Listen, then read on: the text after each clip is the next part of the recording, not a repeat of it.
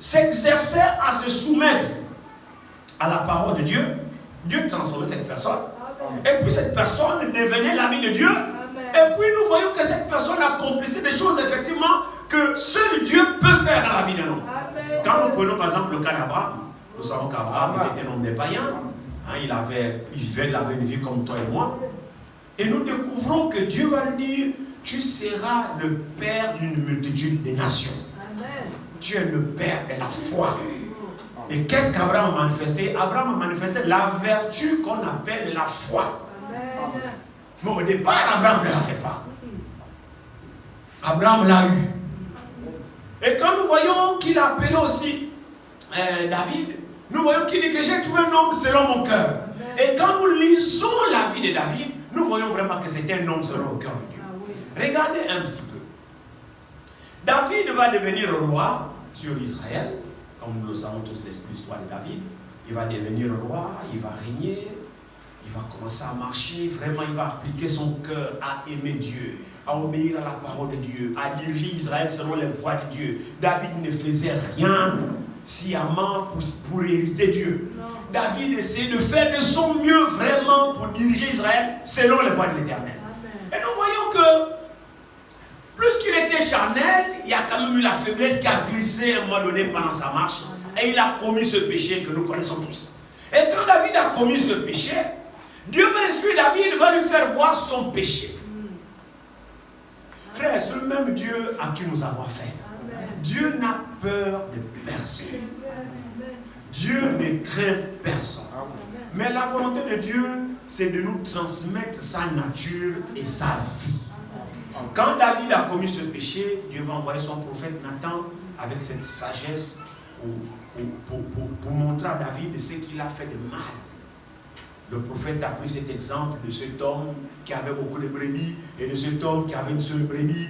Et puis celui qui avait beaucoup de brebis a reçu un étranger chez lui. Et puis, au lieu de tuer l'une des brebis qu'il avait pour recevoir son hôte, il va aller chercher la seule brebis de son voisin, qui n'avait qu'une seule brebis qu'il chérissait, ainsi de suite. Alors cet homme qui avait beaucoup de brebis et qui avait reçu un étranger va demander aux gens d'aller prendre la brebis que lui, le seul, il n'avait qu'une seule brebis. Et allez essayer la chercher pour que je tue sa brebis là pour recevoir mon hôte. Vous voyez comment la sagesse de Dieu intervient? Dieu a instruit Nathan pour parler à David de cette façon, pour montrer à David, en fait, pour interpeller David sur l'action qu'il vient de poser, la cruauté de son action. Quand David écoutait l'histoire, David a compris la méchanceté de cet homme. Il dit non, mais cet homme il est mauvais. Comment il peut être cruel comme ça maintenant? Il a beaucoup de brebis. Et ce qu'il trouve à faire, c'est de prendre la seule brebis que ce monsieur a pour recevoir son étranger. Non, cet homme mérite la mort. David s'est mis dans tous ses états en colère. Mais on ne peut pas être méchant comme ça. Nathan dit doucement. Cet homme, c'est toi. Alléluia. Et quand David a compris que cet homme, c'est lui, il a compris la gravité de son péché. Voici ce que Dieu aime. Amen. Amen. Amen. Voici ce que Dieu aime. Pendant qu'on y est, pendant que je continue, merci. Je voudrais corriger quelque chose. Dimanche, dans la prédication de dimanche, j'ai eu à dire que Caïn et Abel ont commencé à adorer dans le jardin d'Éden. Et c'est là-bas où le péché a commencé, où Caïn a tué Abel dans le jardin d'Éden. C'est la déclaration que j'ai faite. Mais en réalité, ce n'est pas vrai. Ils étaient, Dieu avait déjà chassé Adam du jardin d'Éden. Et Adam est parti connaître sa femme et avoir Caïn Abel hors du jardin d'Éden. Il était déjà expulsé du jardin d'Éden. Amen. Oui, j'ai déclaré ça dimanche. Alors, pardonnez-moi. C'était une erreur de ma part. Il y a un bien-aimé qui me l'a fait remarquer dans le bureau. J'ai noté ça, j'ai dit, oh là là, j'ai dit ça, il faut que je corrige ça. Donc, veuillez me pardonner pour cette erreur. Abel et Caïn n'ont pas commis leur crime dans le jardin d'Éden. Non. Dieu avait déjà expulsé Adam pour aller cultiver la terre. Donc, ça s'est commis hors du jardin d'Éden. Amen. Donc, je tenais vraiment à corriger cela, puisque nous sommes aussi sur les réseaux sociaux. Les gens peuvent écouter et puis dire voilà.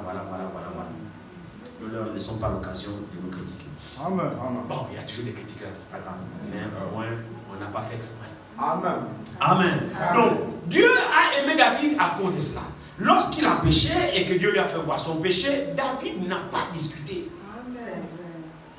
David n'a pas raisonné. Bon, en fait, tu vois, normalement, je ne voulais pas faire ça. Mais non. Quand Nathan dit que cet homme-là, c'est toi, David a compris que, oh, j'ai péché contre l'Éternel. Et David a regretté son péché. David a regretté son mal. David a confessé son mal. Et Dieu a dit à Nathan, dis-lui que je lui pardonne.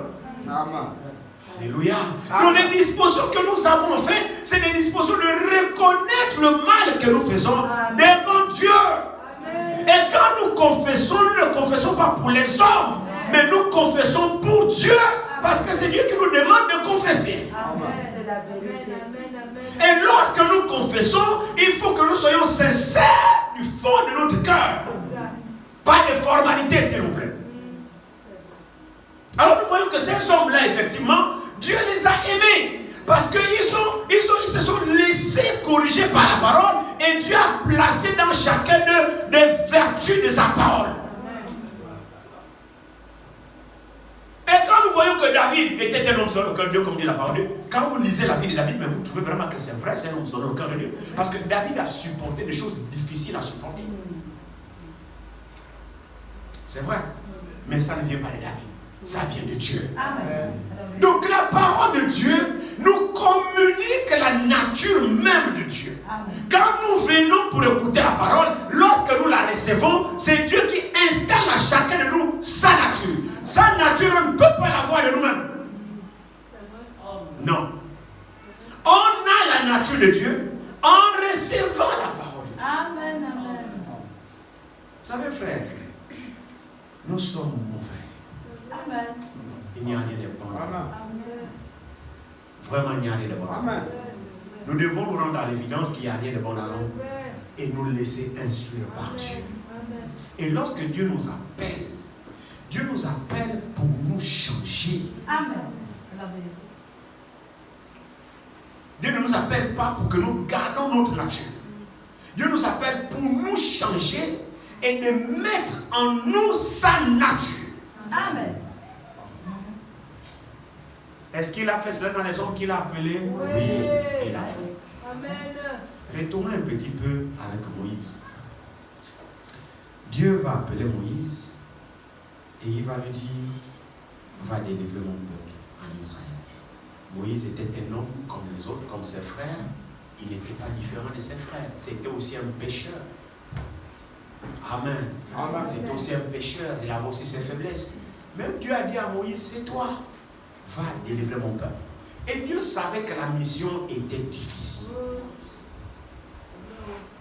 Et cette mission qui devait être difficile, il fallait alors qu'il prépare Moïse pour lui mettre à la hauteur de cette mission. C'est ça la fidélité de Dieu. Amen. Vous voyez, lorsque Dieu nous dit, soyez parfaits comme votre Père Céleste est parfait. Lorsque la parole nous dit, pardonnez à ceux qui vous font du mal. Lorsque la parole nous dit, aimez ceux qui vous haïssent. Lorsque la parole nous dit, bénissez ceux qui vous maudissent. C'est écrit dans la Bible ici. C'est la volonté de Dieu que nous soyons cela. Amen. Alors il faut que Dieu nous rende capables d'être cela. Amen. Amen. Amen. Oui. Oui. Il faut qu'il nous rende capables d'être cela. Parce qu'il a dit pour toi et pour moi. Amen. Quand il dit aimez vos ennemis, c'est à toi qu'il s'adresse. C'est à moi qu'il s'adresse. Oh, il sait que je ne peux pas aimer mon ennemi. Dieu le sait, frère. Dieu le sait. Dieu sait que nous sommes des pécheurs. Dieu sait que nous sommes des êtres humains. Dieu sait que nous sommes faibles. Dieu sait. Mais quand même, la parole dit aimez vos ennemis. C'est ça, sa parfaite volonté. Alors, il faut que Dieu me rende capable d'aimer mes ennemis. Il ne faut pas qu'il me laisse seul. Parce que je ne saurais pas le faire.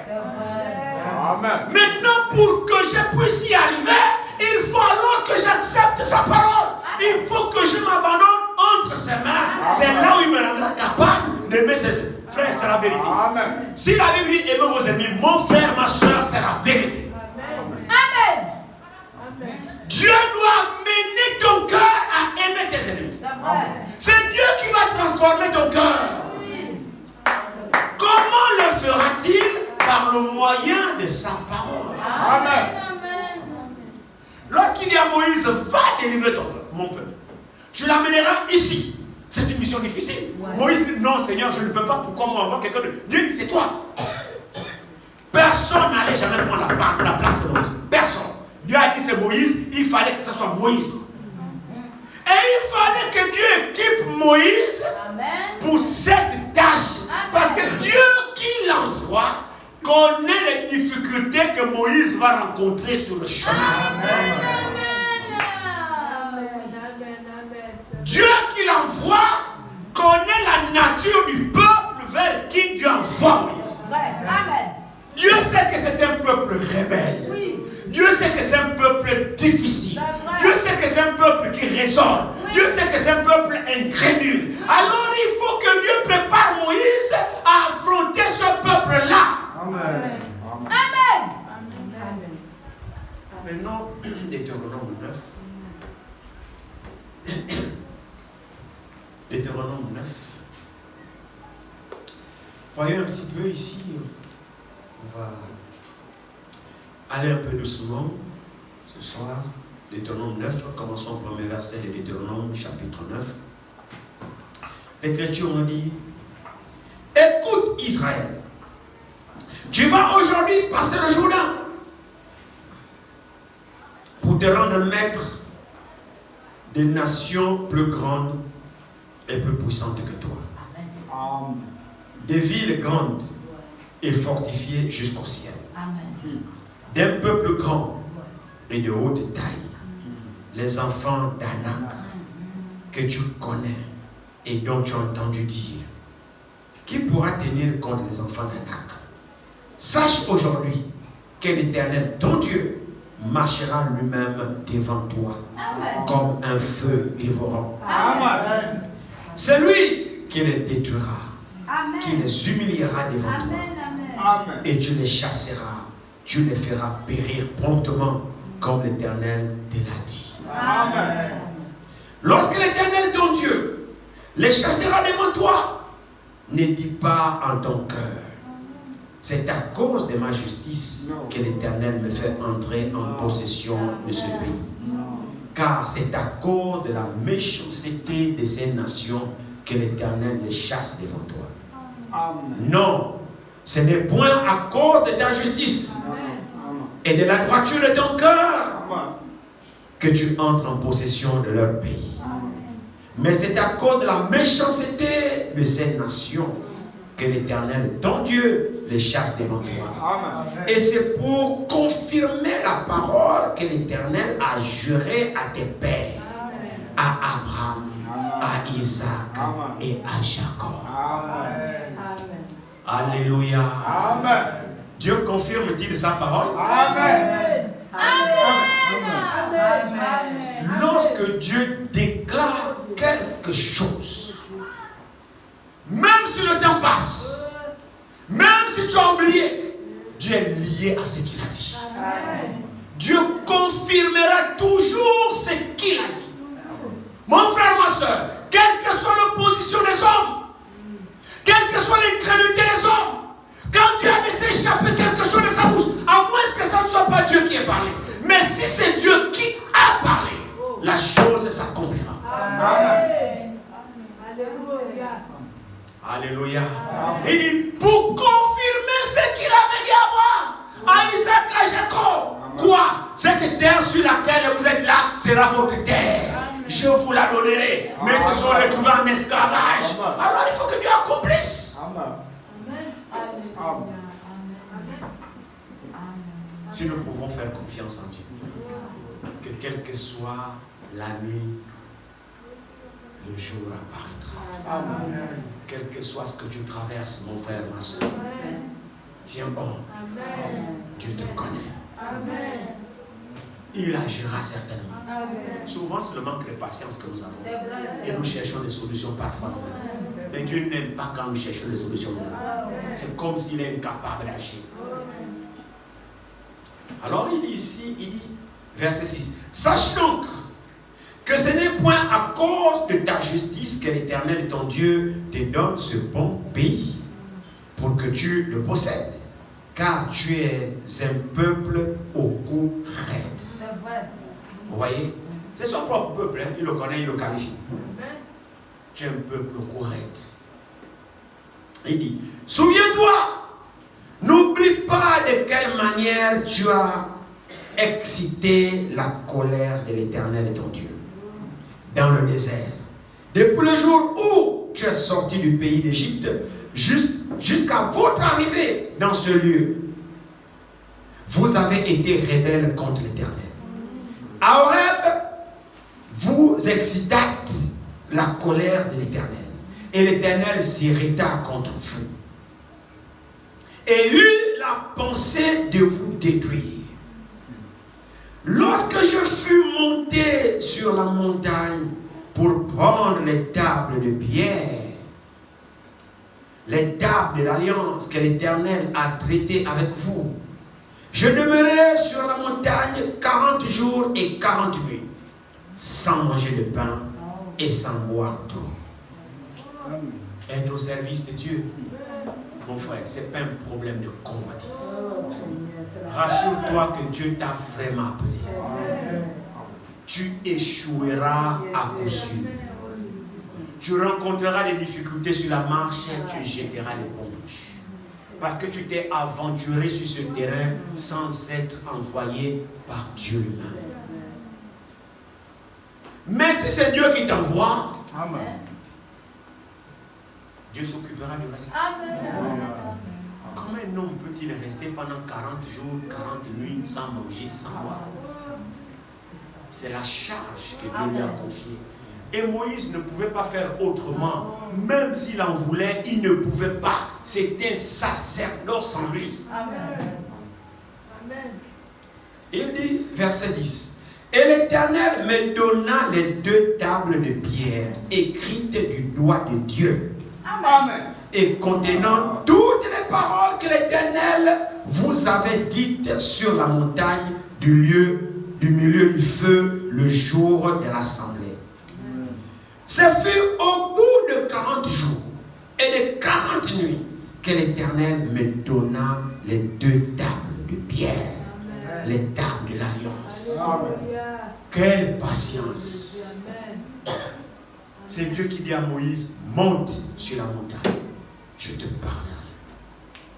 Moïse monte, il va dans la tente d'assignation, il attend Dieu. Dieu qui lui a demandé de monter ne vient pas aussitôt. Moïse doit attendre. Amen. Un jour, il n'y a pas de Dieu. 2 jours, il n'y a pas de Dieu. 3 jours, il n'y a pas de Dieu. 10 jours, Dieu ne vient pas. 30 jours, Dieu ne vient pas. 25 jours, Dieu ne vient pas. Et pendant tout ce temps, Moïse doit attendre. Amen. Il ne faut pas que Moïse dise, bon, je pense que Dieu m'a déjà parlé, j'ai entendu un petit songe. Non, frère. Non. Amen. Dieu a dit, monte, je te parlerai. Moïse monte, Dieu n'est pas venu. Dieu attend, Moïse attend. Oh Seigneur, jusqu'à quand? Jusqu'à ce que je vienne. Tu viens quand? Ce n'est pas ton problème. Tu agis quand? Ce n'est pas ton problème. Moi, je te dis, attends-moi. Moïse attend. Ouais. 40 jours, 40 nuits dans l'attente. Dieu ne dit pas à Moïse, quand est-ce qu'il viendra à lui? Moïse doit être patient. Amen. Vous voulez marcher avec Dieu? Vous devez développer beaucoup de vertus pour marcher avec Dieu. Amen. Parmi lesquelles la patience. Amen. Nous sommes toujours trop pressés. Seigneur, tu as dit, Seigneur, oui, il a dit. Mais il ne t'a pas dit quand. C'est ça. Amen. Il a promis, c'est vrai, mais il ne t'a pas dit quand. Amen. C'est la vérité. Dieu ne ment pas. Non. Le temps lui appartient. Amen. Il a promis, il le fera. Quand? Je ne sais pas. Toi, attends. Amen. Amen. Dieu nous amène à nous communiquer sa nature lorsqu'il nous appelle. Amen. Dieu doit placer en nous ses vertus et ses qualités. Amen. Nous devons répéter la nature divine. Dieu lui-même est patient. Il nous fait passer par des épreuves pour développer en nous la nature ou la vertu qui nous manque.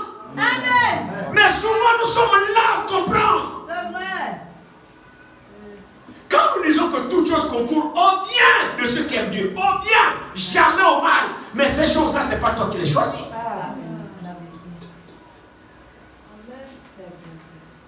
Il y a des choses qui arrivent dans notre marche que nous ne comprenons pas. Ouais. Mais toi, attends-toi Dieu. Amen. Ne cherche pas des solutions toi-même.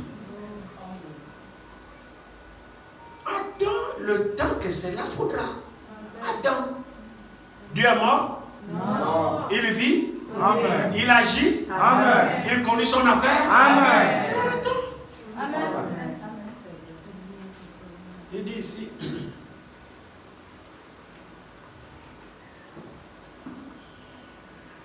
Ce fut au bout de 40 jours et de 40 nuits que l'Éternel me donna les 2 tables de pierre, les tables de l'Alliance. L'Éternel me dit alors, lève-toi, descends en hâte d'ici, car ton peuple que tu as fait sortir d'Égypte s'est corrompu.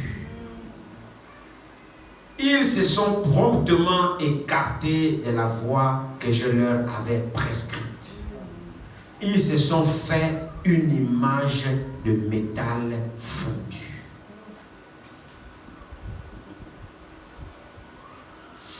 Vous écoutez ça? Dieu dit à Moïse, monte. Moïse montait faire quoi? Aller prendre la loi. Pour descendre. La loi, c'est quoi? C'était la volonté de Dieu inscrite là-dedans. Pour conduire le peuple selon la volonté de Dieu. Attendez-moi, j'arrive. Et Moïse n'a pas laissé le peuple seul. Souvenez-vous que quand Dieu a appelé Moïse et que Moïse disait que je ne sais pas parler, Dieu a dit à Moïse, Aaron ton frère parlera à ta place. Amen. Amen. Tu seras Dieu et Aaron sera ton prophète. Donc le même Dieu qui a appelé Moïse, c'est le même Dieu qui a appelé Aaron. Amen. Est-ce que vous le croyez? Amen. Amen.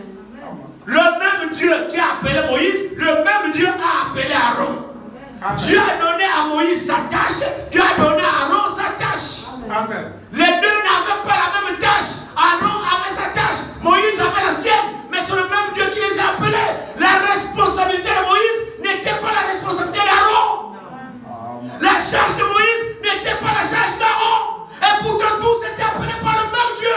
Alors il fallait que Aaron reste à sa place, Moïse à sa place. Maintenant observez ce qui s'est passé ici.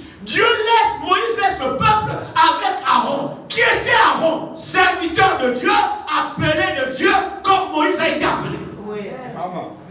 Moïse n'a pas laissé le peuple seul. Il dit Aaron, voici le peuple.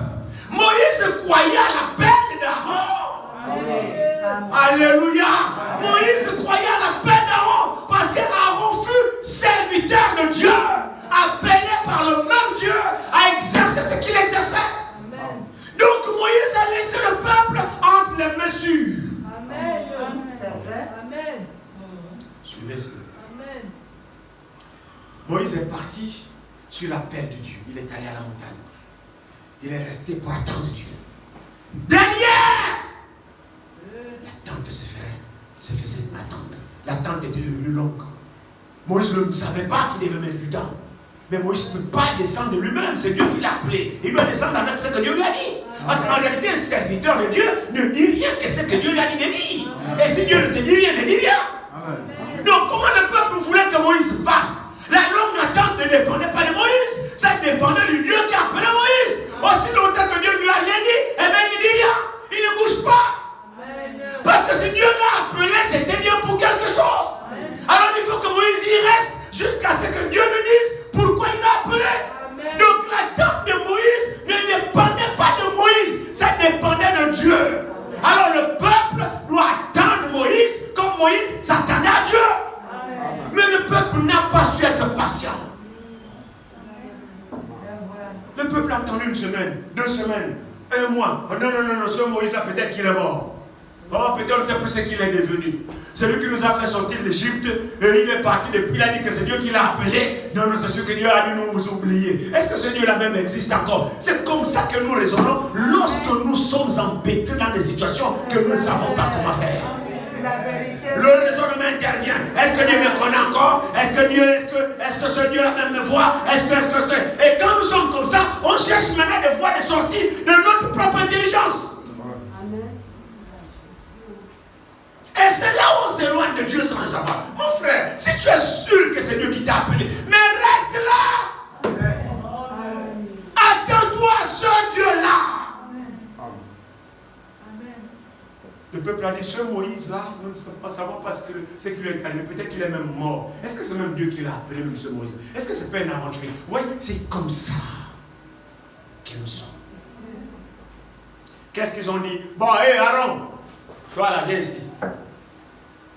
Nous, ce Dieu-là, on ne sait même pas finalement si c'était même le vrai Dieu ou pas. Fais-nous un Dieu devant nous. Fais-nous un Dieu. C'est triste. Regardez, disons un peu. Il dit ici,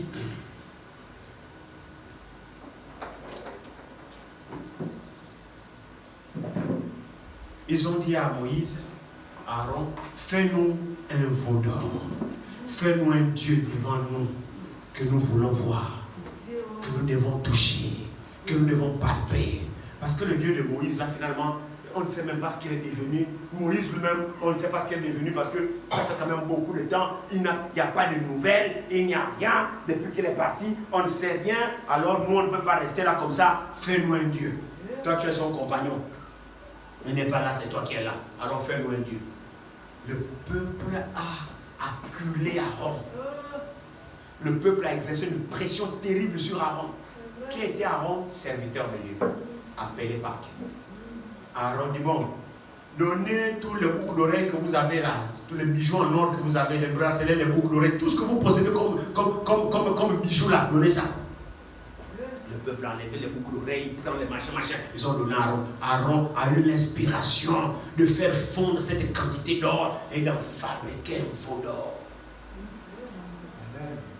Il a fabriqué un veau d'or, il a dit au peuple, Israël, voici votre Dieu. Qui a fait ça? Aaron. Aaron a fait ça. Était-il serviteur de Dieu avant? Amen. Dieu l'a vraiment appelé? Amen.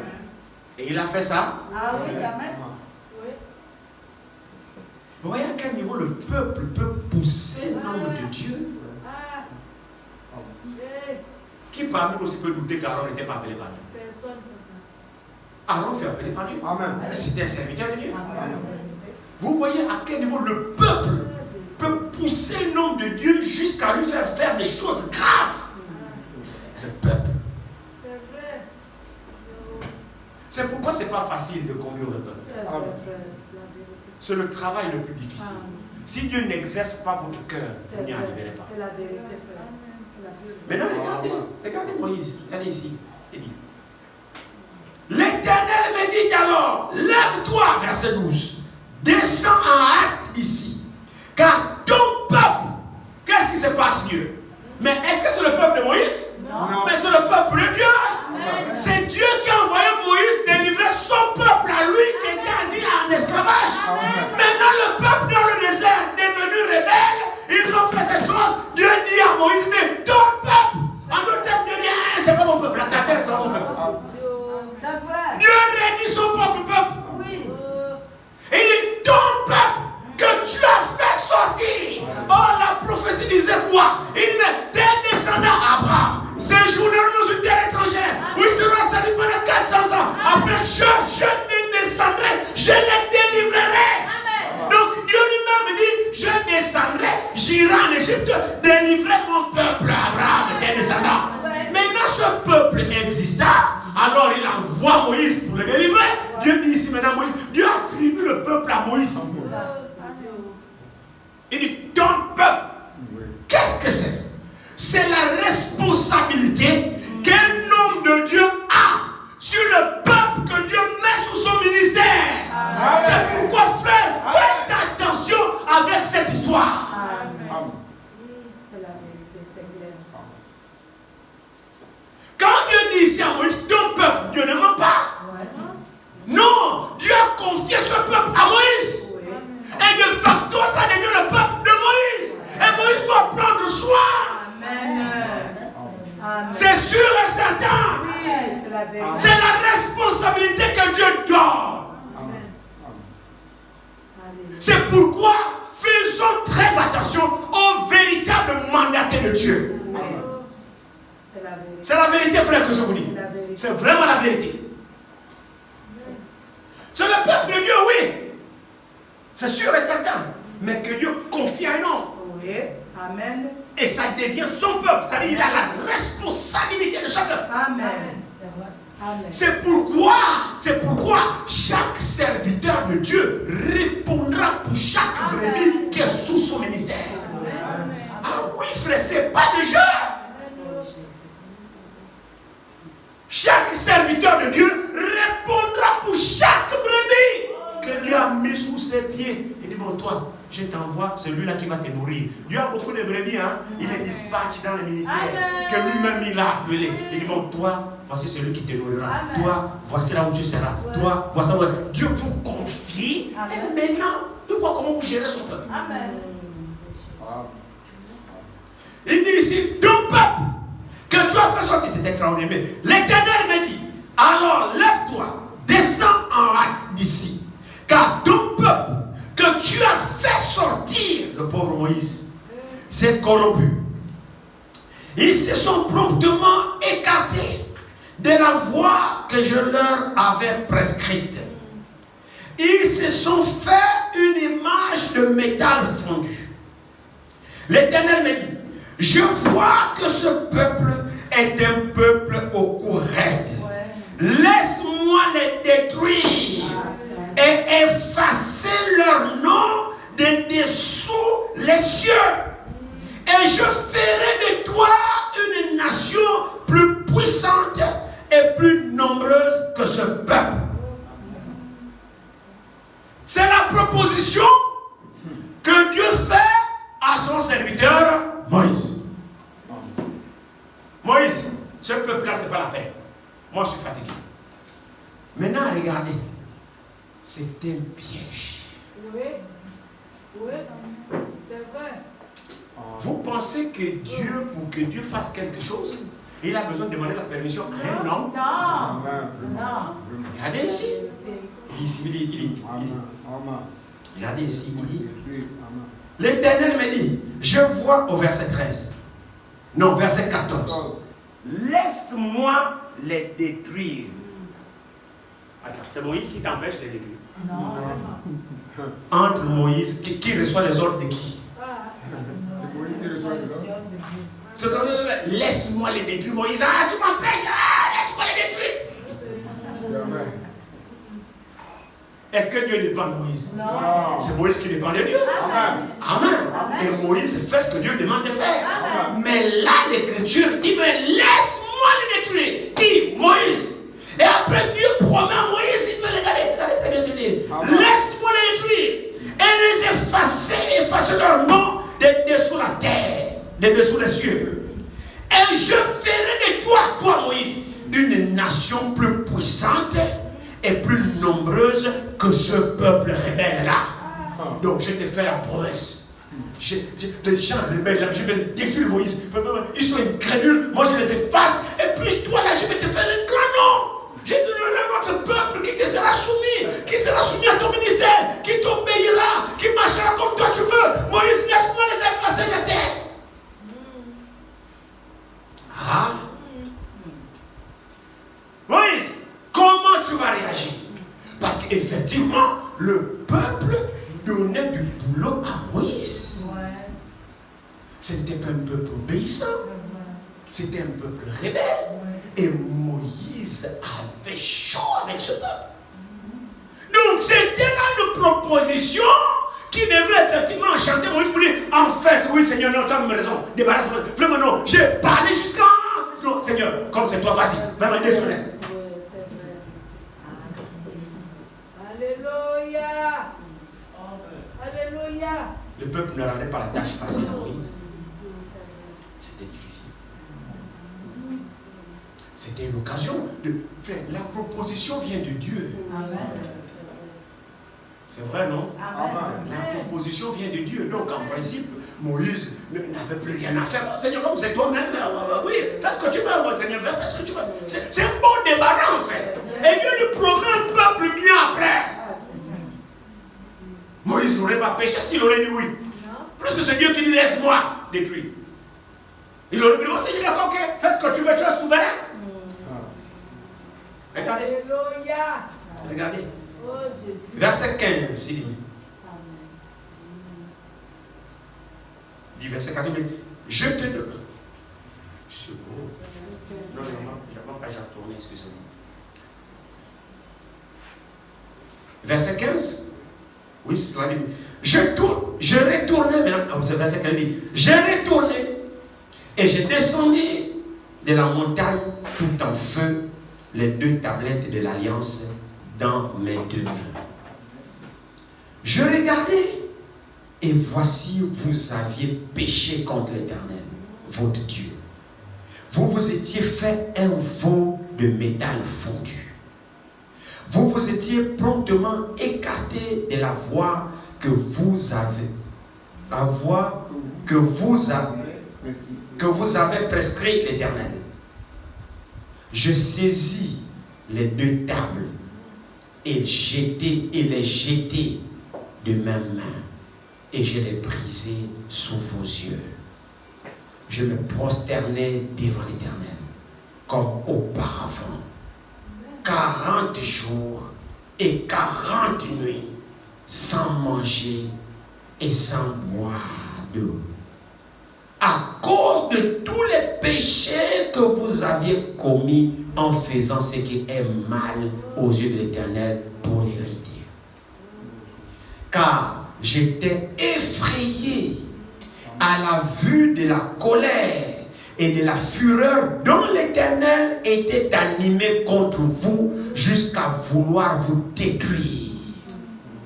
Mais l'Éternel m'exauça encore cette fois. Alléluia.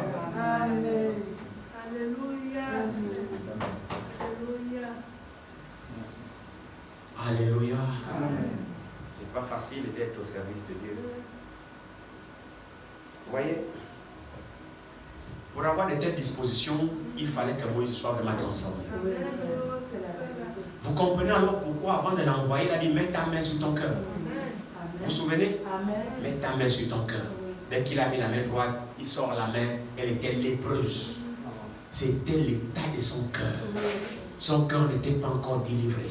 Son cœur n'était pas encore purifié. Son cœur ne pouvait pas supporter. Et Dieu savait que le peuple vers qui il envoie Moïse, c'est un peuple qui va l'énerver. Alors il faut qu'il exerce le cœur de Moïse. Il faut qu'il purifie le cœur de Moïse. Il faut qu'il amène Moïse à la vertu qu'on appelle la patience, à supporter, à pardonner, à aimer, jusqu'à au-delà de la limite humaine.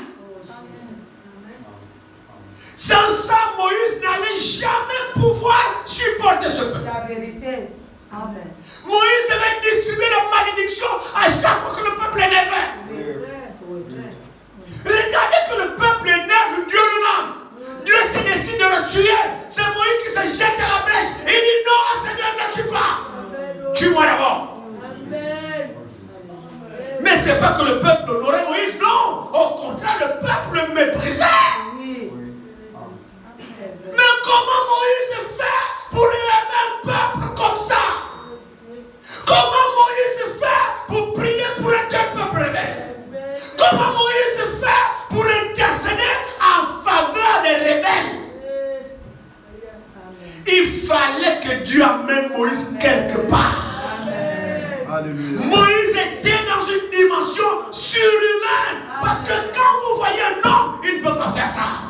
Alors Dieu voulait prouver Moïse pour voir qu'est-ce qui était dans le cœur de Moïse. Amen. Alléluia. Alors là, Moïse avait manifesté la tribu de Christ. Amen. Amen. C'est la vérité. Vous ne pouvez pas être au service de Dieu avec de mauvais cœurs. Jamais. Amen. Dieu ne vous utilisera jamais. Frère, on vous critiquera, on vous injuriera, on vous traitera de tout. Dieu veut voir votre réaction. Est-ce que vous maudissez le peuple? Est-ce que vous êtes prêts à pardonner? Est-ce que Dieu vous teste? Amen. Ne nous autoproclamons jamais être au service de Dieu si ce Dieu ne nous a pas travaillé et nous a appris. C'est la vérité. Frère, vous échouerez. Vous échouerez. C'est pas facile. Comme un homme normal peut faire ça? Non. Il faut que Dieu touche ce cœur. Avec quel cœur tu sers Dieu? Un cœur rancunier? Un cœur critiqueur? Un cœur qui ne pardonne pas? Un cœur mauvais? Dieu n'a rien à faire avec toi. Jamais. En fait, tu t'illusionnes que tu es au service de Dieu, mais tu ne l'es pas. C'est un grand test pour Moïse. Frère, un grand test pour Moïse. Il fallait que la conversion de Moïse soit vraie. Si Moïse s'était levé de lui-même, frère, là, il aurait échoué. Vous vous souvenez du test que le messager a reçu dans son église? Le Saint-Esprit vient lui dire, mais attention, t'as attendu un piège. Fais attention à ta réaction. Alors le pauvre, il était perplexe. Mais quel piège qu'on m'a entendu? Qu'est-ce que j'aurai encore, Seigneur, aujourd'hui? Qu'est-ce que j'aurai? Il ne savait pas l'épreuve qu'il devait avoir. Dieu l'a mis à l'épreuve. Dieu nous éprouve, frère, d'une manière ou d'une autre. C'est pourquoi soyons sincères. Laissons Dieu étaler nos cœurs et les battre comme on bat de l'or jusqu'à ce que le reflet de la nature divine se reflète au travers de notre cœur. On t'a tendu un piège, fais attention. Le prophète était fait, mon Dieu, qu'est-ce qu'il y a? Alors il est à l'église, il commence à prêcher. Il voit un jeune garçon, une jeune fille en train de s'embrasser dans la salle. Il attrape la copine, en plein culte dans la salle. Là. Et dit, jeune garçon, mais ne fais pas ça, c'est pas l'endroit approprié. S'il te plaît, va le faire ailleurs. Respecte Dieu. Le garçon le regarde. Ah, okay. Il insiste vraiment. Et là, une voix lui dit, prononce quelque chose. Dis quelque chose. Et il est là derrière la chair. Il attend une voix qui lui dit, prononce ce que tu veux. Ce que tu diras, les gars. Amen. Alors il est là. Qu'est-ce qu'il va prononcer? Le jeune garçon continue à se comporter d'une façon immorale dans l'assemblée. Manque de respect de Dieu, manque de respect du serviteur de Dieu, manque de respect de la parole, manque de respect. Frère, c'est vraiment, je ne sais pas comment qualifier ça. Et il était là en plein, il faisait ces choses. Le prophète est là, il prononce quelque chose. Et il est là. Quel test, quelle épreuve. Il suffit qu'il dise quelque chose, ce qu'il va dire va s'accomplir. Et Dieu l'attend là au carrefour, au tournant. Il est là, il est là. Il attend une douce voix qui lui dit, une pitié rentre dans le garçon. Il dit, je te pardonne. À l'instant qu'il dit ça, le Saint-Esprit lui dit, tu as fait le bon choix. C'est un piège. Amen, amen, amen, amen. Oh Dieu. Frère, Jésus. Être au service de Dieu, ce n'est pas des jeux, je vous en prie. C'est vraiment un abandon total. Il faut que nos cœurs soient purifiés. Vraiment, et quand je parle de purifier là, c'est vraiment la purification. C'est-à-dire, regarde à l'intérieur de toi, demande au Seigneur de te battre comme on bat de l'or, afin que tout ce qui est sale là-bas, Dieu enlève ça. Nous sommes éprouvés d'une manière ou d'une autre. Dieu veut nous amener quelque part. On ne sait pas Dieu avec des cœurs impurs, des pensées impures. Non, Dieu doit nous purifier. Amen. Amen. Nous sommes environnés d'une grande de témoins. Même à l'église, on te contrarie. Même les voisins te contrarient. Quelle est ta réaction? Oui. Amen. Amen. Amen. Oui. Ici. Amen.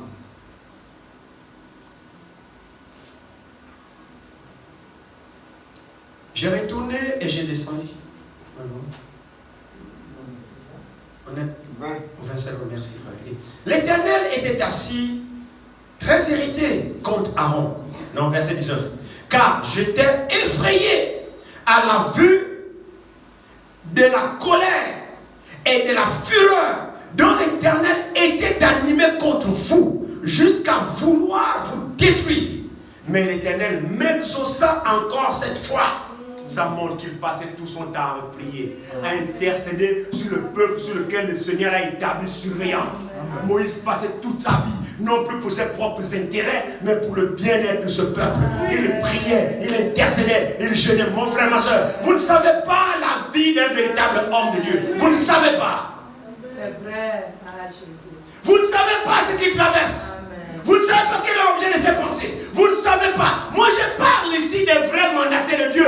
Je ne parle pas des corrompus qui courent après votre argent. Mais je parle ici des vrais envoyés de Dieu. Ils ont une relation. Ils ont un sacerdoce. Une charge qu'ils ne sauront pas faire autrement. Amen. C'est la vérité. Et Dieu se tient toujours à leur côté. Oui. Amen. Pour les aider. Amen. Amen. C'est vrai. C'est vrai. Il dit ici,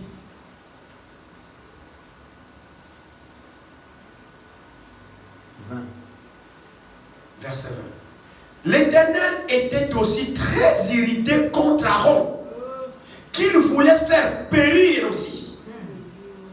Vous avez entendu ça? Qu'il voulait faire périr. Et pour qui j'intercédais encore dans ce temps-là. Donc il prie pour le peuple, il prie aussi pour Aaron. Oh Moïse, Moïse, quel cœur tu as. Vous parlez d'être au service de Dieu. Vous parlez vraiment d'être au service de Dieu. Non, ce n'est pas des jeux. Ce n'est pas des gâteaux.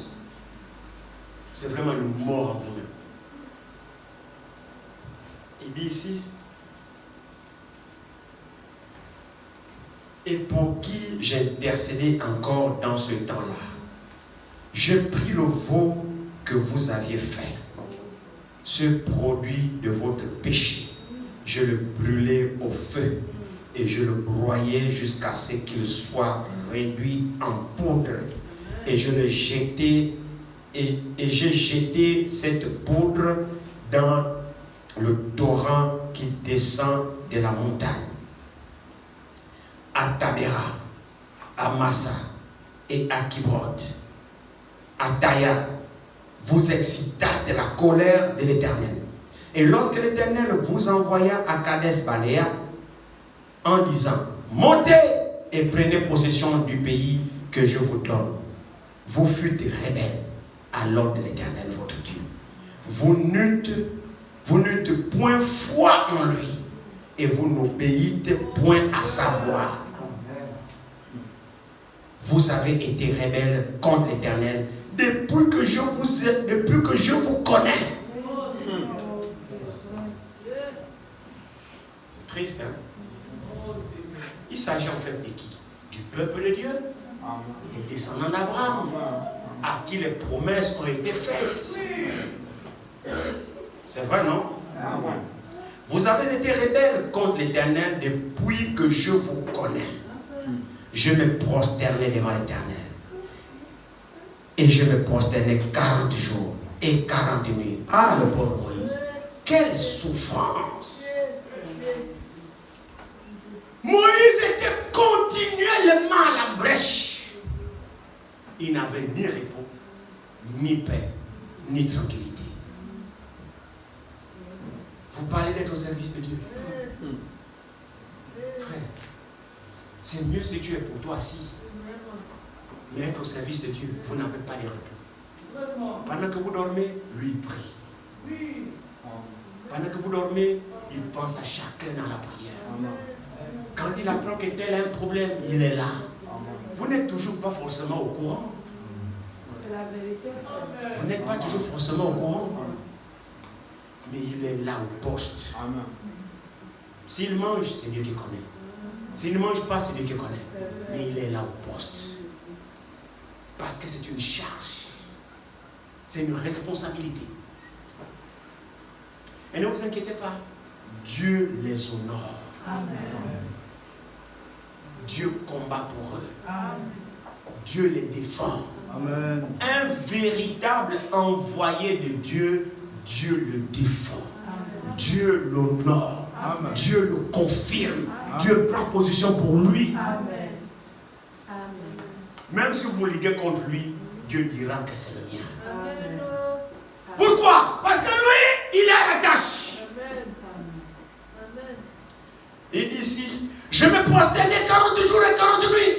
Parce que l'Éternel avait dit qu'il voulait vous détruire.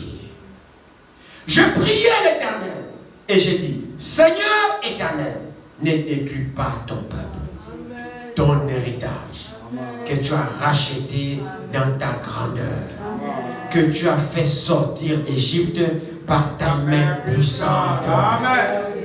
Mais ici Dieu dit, Moïse, ton peuple que tu as fait sortir. Moïse le renvoie. Il dit non, c'est toi qui l'as fait sortir. C'est pas moi. C'est pas moi qui faisais ces miracles. C'est pas moi qui ai changé de l'eau en sang. C'est pas moi qui ai appelé des grenouilles. C'est pas moi qui ai appelé des sauterelles. C'était toi par ta main puissante. J'étais simplement une porte-voix. Tu me disais appelle les grenouilles. J'ai prononcé sur la base de ton ordre et tu créais les grenouilles. Alors c'est pas moi. Un serviteur de Dieu ne s'inventera jamais. Il ne s'élèvera jamais. Il rendra la gloire à Dieu. Il est un instrument inutile. Ce que Dieu peut faire au travers de lui, il rendra gloire à Dieu.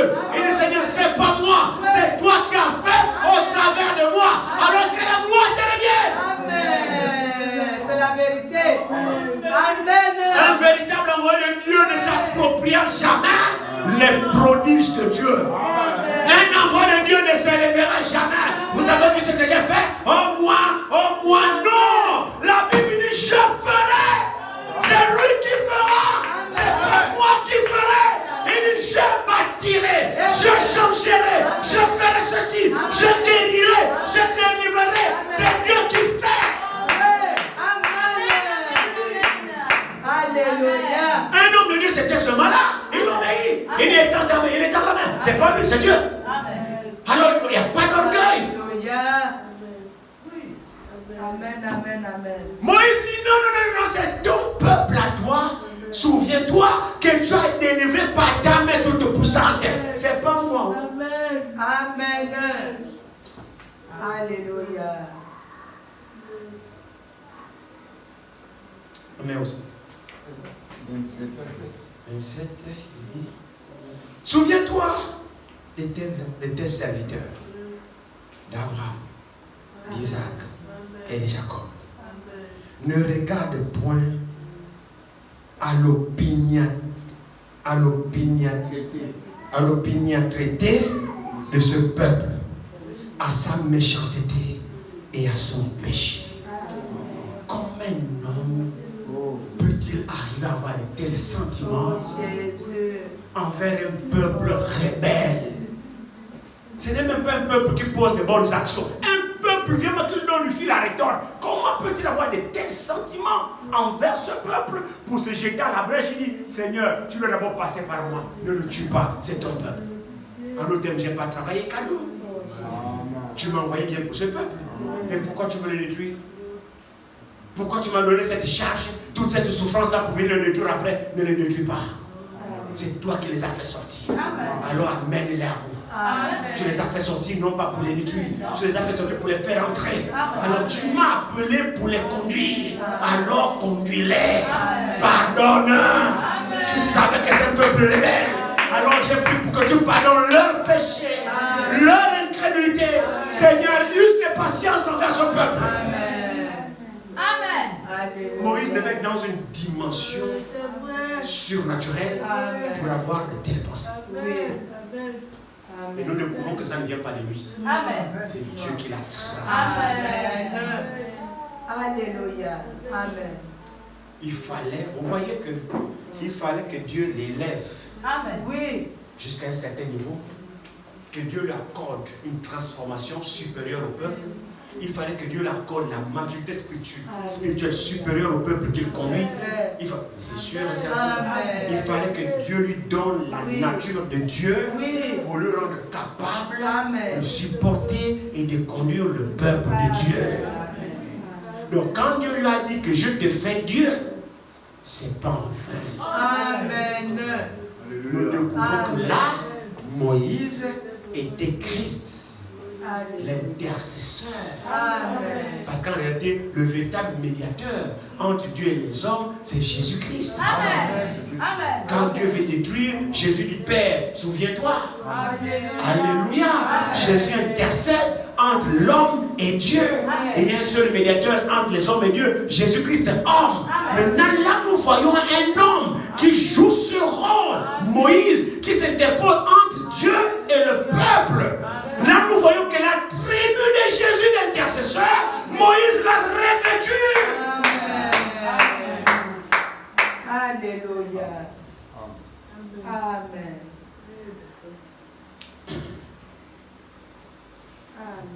On est où?